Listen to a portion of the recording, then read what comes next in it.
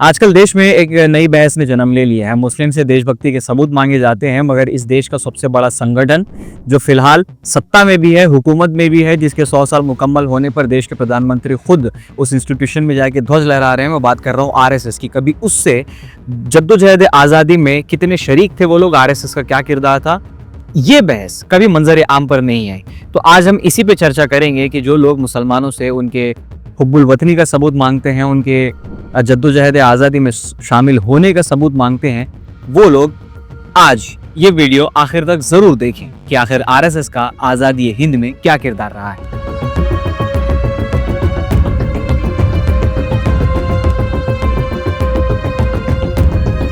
आज़ादी के बाद पहले 50 सालों तक ब्रिटिश रूल के खिलाफ फ्रीडम मूवमेंट में आरएसएस की क्या भूमिका थी, ये कभी कोई मुद्दा ही नहीं था। आरएसएस का फ्रीडम मूवमेंट में रोल ढूंढने का प्रोजेक्ट तब शुरू हुआ जब एक पुराने आरएसएस स्वयंसेवक अटल बिहारी वाजपेयी 1998 में इंडिया के प्रधानमंत्री बने। आरएसएस ने वाजपेयी पर बहुत ज्यादा प्रेशर डाला था कि भारत रत्न, जो देश का सबसे बड़ा सिविलियन अवार्ड है, वो डॉक्टर के.बी. हेडगेवार और एम.एस. गोलवालकर को दिया जाए। इस दावे के साथ ही ये दोनों महान फ्रीडम फाइटर्स थे। मार्च 2003 में आरएसएस के एक सीनियर आइडियोलॉग डी.बी. थिंगड़ी ने पद्म भूषण अवार्ड लेने से मना कर दिया था। जब तक कि हेडगेवार और गोलवालकर को भारत रत्न नहीं दिया जाए, तब तक वो पद्म भूषण अवार्ड नहीं लेंगे। उन्होंने राष्ट्रपिता को लिखा कि जब तक मेरे पूज्य डॉक्टर हेडगेवार और पूज्य गुरुजी गोलवालकर को भारत रत्न नहीं मिलता, तब तक अवार्ड लेना मेरे लिए अनुचित है। वाजपेयी एक चतुर और समझदार राजनेता थे, तो आरएसएस के ओल्ड कैडर होने के बावजूद भी उन्होंने इस डिमांड को पूरी तरीके से नेगलेक्ट कर दिया, नजरअंदाज कर दिया, क्योंकि ये बात सबको पता थी कि आरएसएस के किसी भी डॉक्यूमेंट में, चाहे वो प्री इंडिपेंडेंस हो यानी कि आज़ादी से पहले हो या पोस्ट इंडिपेंडेंस हो आज़ादी के बाद हो, कहीं नहीं लिखा कि आरएसएस ने एंटी कॉलोनियल स्ट्रगल में यानी कि गोरों के खिलाफ जद्दोजहद आज़ादी में अपना कोई भी किरदार अदा किया। 2014 में जब नरेंद्र मोदी, जो खुद को हिंदू नेशनलिस्ट कहकर पहचानते हैं, पीएम बने, तब ये प्रोजेक्ट और तेज हो गया। वीडी सावरकर को भारत रत्न देने की बात भी चली, पर जब सावरकर के कंट्रोवर्शियल फ्रीडम स्ट्रगल वाले रोल पर नेशन वाइड डिबेट शुरू हुई, बहस शुरू हुई, तो ये फैसला रोक दिया गया। फिर भी आरएसएस के लोग फ्रीडम मूवमेंट में अपना रोल साबित करने की कोशिश लगातार करते रहे। सबसे नया एग्जाम्पल है सी.के. साजी नारायण, जो आरएसएस लेबर फ्रंट के इंचार्ज हैं, जिन्होंने फ्रीडम स्ट्रगल में आरएसएस के योगदान को प्रूव करने के लिए झूठ तक बोलने से परहेज नहीं किया।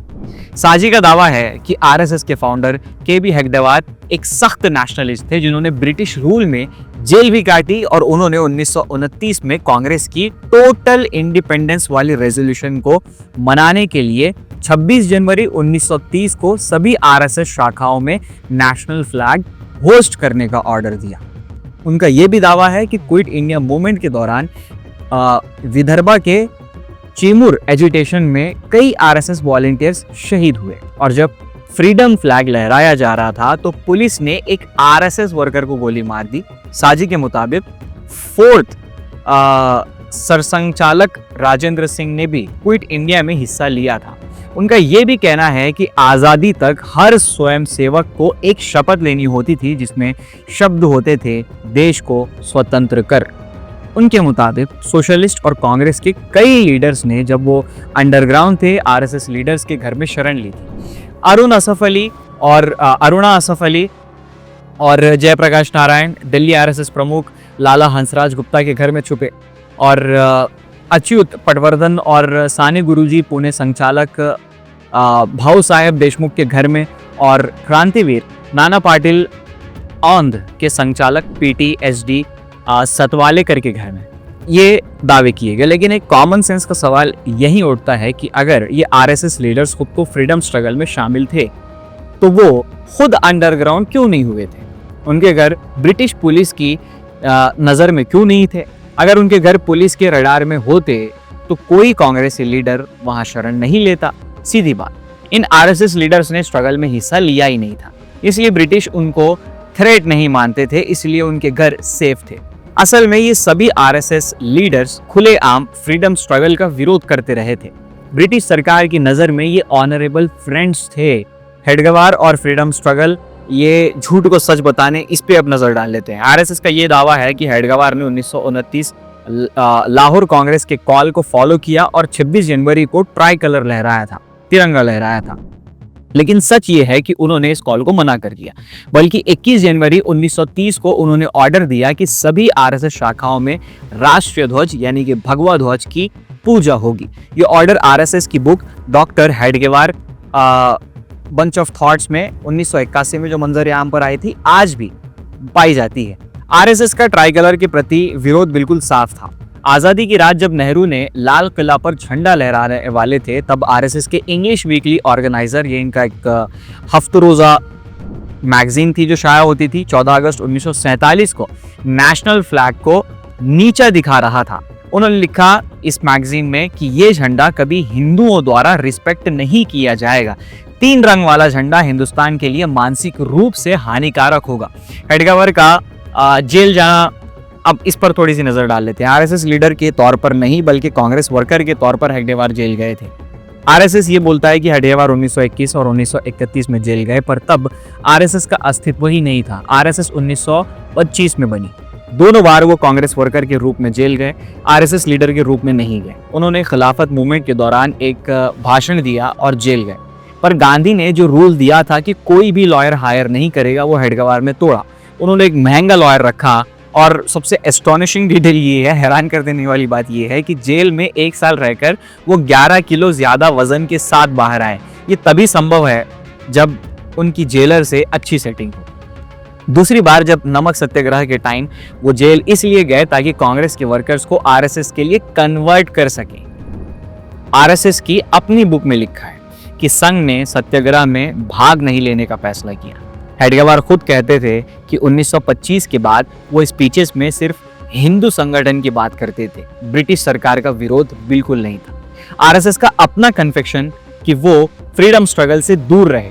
नॉन कॉपरेशन मूवमेंट और क्विट इंडिया मूवमेंट दोनों इंडियन फ्रीडम फाइट के सबसे बड़े माइलस्टोन्स थे। गोलवालकर जो आरएसएस के सबसे बड़े आइडियोलॉग थे, जिन्होंने लिखा है कि 1920 और 21 के मूवमेंट से भ्रष्टाचार बढ़ गया और 1942 के बाद लोग कानून को बेकार समझने लगे। उन्होंने एडमिट किया कि क्विट इंडिया के टाइम आरएसएस ने कोई रोल नहीं लिया और रूटीन शाखा का काम चलता रहा था। उन्होंने ये भी लिखा है कि वॉलंटियर्स में नाराजगी थी, संघ कुछ नहीं कर रहा था इस बात को लेकर। लेकिन एक भी आरएसएस पब्लिकेशंस में ऐसा कोई फैक्ट नहीं मिलता जो आरएसएस का क्विट इंडिया मूवमेंट में योगदान दिखाए। आरएसएस ने फ्रीडम मूवमेंट से दूरी क्यों इख्तियार की, अब ये सवाल पैदा होता है। गोलवालकर के मुताबिक फ्रीडम मूवमेंट का आइडिया टेरिटोरियल नेशनलिज्म का था, जिसमें हिंदू, मुस्लिम, क्रिश्चियन सब एक नेशन में रह सकते थे। पर आरएसएस का विजन एक्सक्लूसिवली हिंदू राष्ट्र था, इसलिए वो इंक्लूसिव स्ट्रगल में हिस्सा नहीं ले सकते थे। यानी कि मुस्लिम, क्रिश्चियन, सिख, इन लोगों के साथ कंधे से कंधा मिलाकर लड़ना इनके लिए अनुचित था। शहीदों की विरासत का अपमान अब आरएसएस ने कैसे किया वो देखिए। आरएसएस के प्री इंडिपेंडेंस लिटरेचर में भगत सिंह, चंद्रशेखर आजाद, सुखदेव, राजगुरु, अशफाकुल्ला खान, किसी का भी एक लाइन में भी जिक्र नहीं मिलता। गोलवालकर लिखते हैं कि शहीद लोग ग्रेट होते हैं पर सोसाइटी उन्हें कभी भी आइडियल नहीं मान सकती क्योंकि उनका गोल पूरा नहीं हुआ। यानी कि जिस कॉज के लिए वो लड़ रहे थे वो कॉज या वो मकसद पूरा नहीं हुआ और वो उससे पहले ही मारे गए, इसीलिए उनको सोसाइटी एक आइडियल आदमी नहीं मानती है। इसलिए उनमें किसी फैटल फ्लॉ का होना जरूरी है। यानी कि वो खुद कहते हैं कि उनमें कुछ खामियां थी तभी वो लोग मारे गए। खैर, सावरकर और हिंदू महासभा का ब्रिटिश के साथ जो जोड़ था, अब उसके बारे में सुन लीजिए। सावरकर और हिंदू महासभा ने 1942 में मुस्लिम लीग के साथ कोalition गवर्नमेंट चलाई। बंगाल, सिंध, NWFP में उस वक्त जब कांग्रेस बैन थी और लोग आज़ादी के लिए जान दे रहे थे, बंगाल में श्याम प्रसाद मुखर्जी मुस्लिम लीग सरकार में डिप्यूटी चीफ मिनिस्टर थे। हिंदू महासभा ने ब्रिटिश आर्मी के लिए रिक्रूटमेंट कैंप्स चलाए थे जब सुभाष चंद्र बोस मिलिट्री स्ट्रगल चला रहे थे। आप खुद सोचिए कि जब सुभाष चंद्र बोस लोगों को इकट्ठा कर रहे थे कि आज़ादी की लड़ाई लड़नी है, तो वहीं पर मुस्लिम लीग और आरएसएस के लोग दोनों कंबाइनली मिलकर ब्रिटिशर्स के लिए आर्मी का कैंप चला रहे थे कि आओ अंग्रेजों की आर्मी में शामिल हो जाओ। किसके खिलाफ लड़ने के लिए? सुभाष चंद्र बोस के खिलाफ। आरएसएस ने कभी इसका विरोध नहीं किया। अंत में सच क्या कहता है? आरएसएस के pre independence documents, speeches, archives और पब्लिकेशंस एक ही बात साबित करते हैं। हेडगेवार और गोलवालकर दोनों ने यूनाइटेड फ्रीडम स्ट्रगल का विरोध किया। फ्रीडम मूवमेंट इंक्लूसिव इंडिया के सपने पर चलता था, जबकि आरएसएस हिंदू राष्ट्र का एजेंडा पर। इसलिए आरएसएस के बड़े नेता गोलवालकर, दीनदयाल उपाध्याय, LK आडवाणी, किसी ने भी फ्रीडम मूवमेंट में कभी शमूलियत इख्तियार ही नहीं की। यही सच्चाई है। अब ये जो जितने भी टुकड़े मैंने आपके सामने पेश किए हैं, ये शम्सुल इस्लाम की तरफ से की गई स्टडी है, जिसके लिए मैं रेफरेंस के तौर पर सारे टेक्स्ट आपको नीचे से देख रहा हूं, ताकि भक्त आकर फिर से चिल्लाने ना लग जाएं। ये सारी की सारी बातें जितनी भी मैं बयान कर चुका हूं, वो आरएसएस की टेक्स्ट में ही मिलती हैं। अगले वीडियो में एक और वीडियो में बनाने वाला हूं, जिसमें मैं आपको ये बताऊंगा कि किस तरह से फ्रीडम स्ट्रगल जब चल रहा था, तो उस दौरान जर्मनी के जो लोग थे जो एथनिक क्लींजिंग में शामिल थे, उन लोगों को किस तरह से आरएसएस ने प्रेस किया है। इंतजार कीजिए। अगर ये वीडियो पसंद आया तो अपने दोस्त अहबाब के साथ शेयर जरूर कर दीजिएगा। मुस्लिम सियासत को अब तक सब्सक्राइब या फॉलो नहीं किया है तो जल्दी से कर लीजिए, ताकि ऐसी इंफॉर्मेशन आप तक पहुंचती रहे। बाकी मिलते हैं अगले वीडियो में, नए मुद्दे पर फिर से बात होगी। मैं जर्नलिस्ट मजहर, आप देख रहे थे मुस्लिम सियासत।